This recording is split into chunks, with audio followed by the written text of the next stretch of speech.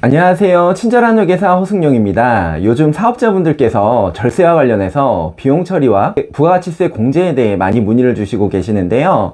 상담을 하다 보면 많은 사업자분들께서 비용 처리와 부가가치세 공제의 차이에 대해 정확하게 이해하고 계시는 분들이 많지 않으신 것 같습니다.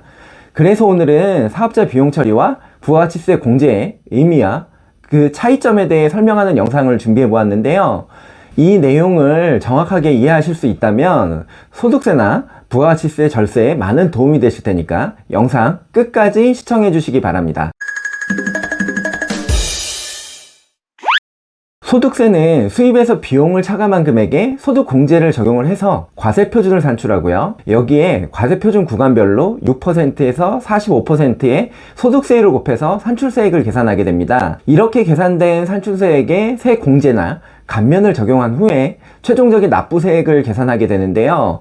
사업자의 수입이 일정하다고 한다면 비용이 많을수록 소득금액이 줄어들게 되고 과세표준도 낮아지기 때문에 소득세 역시 줄어들게 됩니다. 그렇기 때문에 소득세를 절세하는 데 있어서 핵심은 비용을 얼마나 잘 찾아서 반영하느냐인데요. 이런저런 비용을 최대한 많이 반영하면 좋겠지만 소득세를 계산할 때 반영할 수 있는 비용에 대전제가 있습니다. 바로 비용의 사업 관련성 여부인데요. 운영하시는 사업과 관련된 비용은 소득세 신고 때 비용 처리할 수 있지만 사업과 관련 없는 비용이라면 비용 처리를 할 수 없습니다. 사업 관련성 여부라는 말이 조금 애매할 수 있는데요. 사업을 운영하는데 필수적으로 발생하는 비용인지 여부를 기준으로 판단하시면 됩니다. 예를 들어 사업을 운영하는데 필요한 직원에 대한 인건비, 사업장 임차료, 소모품비 등이 대표적인데요. 사업을 운영하는데 필요한 교육을 들었다면 해당 교육비도 비용 처리가 가능하고요. 사업 관련 거래처에 지출한 경조비도 건당 20만원 내에서 비용 처리가 가능합니다. 사업을 운영하는데 차량이 필요한 경우에는 해당 차량 관련 감가상각비, 리스료, 주유비 등도 비용 처리가 가능합니다.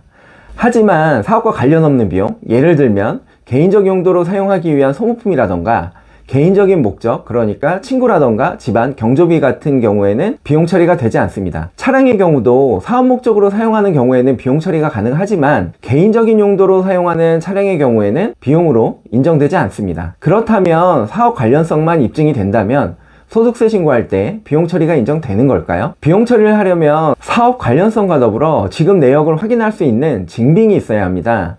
예를 들어 온라인 쇼핑몰을 운영하는데 쇼핑몰에서 판매할 물건을 구입했다면 세금계산서, 지출증빙용 현금영수증 또는 신용카드 매출전표와 같은 적격증빙이 있거나 이러한 적격증빙이 없더라도 계좌이체 내역과 계약서, 영수증과 같은 증빙을 통해 구매 내역이 입증이 되면 비용 처리가 가능합니다. 다만 이 경우 비용 처리는 가능하지만 2%에 해당하는 적격증빙 미수채가세가 부과될 수도 있다는 점 꼭 유의해 주시기 바라고요. 특히 인건비의 경우에는 계좌이체 내역만으로는 비용 처리가 되지 않고 반드시 소득지급에 대한 원천세 신고 및 지급명세서 제출이 이루어져야만 비용 처리가 가능하다는 점도 기억해 주시기 바랍니다. 즉 요약하면 소득세 비용 처리는 사업 관련성이 있는 비용일 것을 전제로 해당 비용에 대한 세금계산서, 계산서, 지출증빙용 현금영수증, 신용카드 매출전표와 같은 적격증빙을 받거나 계좌이체 내역과 영수증 등의 증빙을 통해 비용 처리가 가능하고요.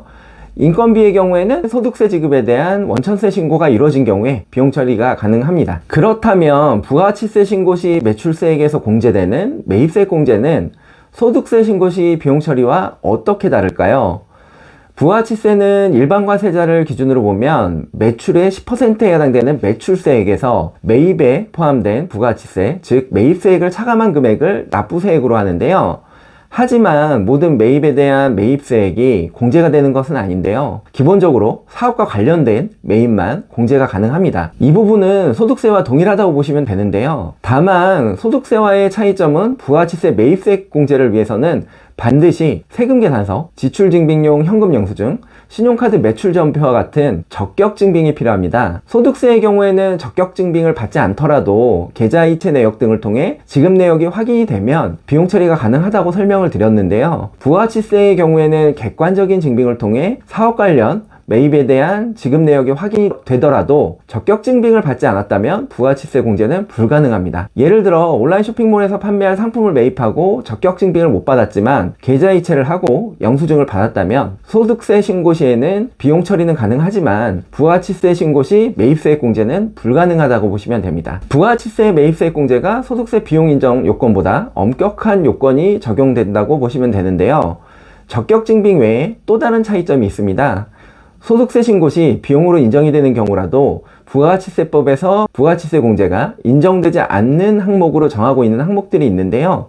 가장 대표적인 항목으로 접대비가 있습니다. 거래처 접대를 위해 식당에서 거래처와 같이 식사를 하고 신용카드를 사용한 경우 연간 일정한 금액 한도 내에서 소득세 비용 처리가 가능한데요. 하지만 거래처 식사와 관련된 결제 금액에 포함된 부가치세 금액은 부가치세 신고 시 매입세액 공제가 되지 않습니다. 또 다른 항목으로는 세법상 업무용 승용차에 해당되는 차량과 관련된 구입, 임차, 유지 비용 등이 있는데요. 여기서 업무용 승용차라고 하면 보통 9인승 미만의 화물용 차량이 아닌 승용차를 말합니다.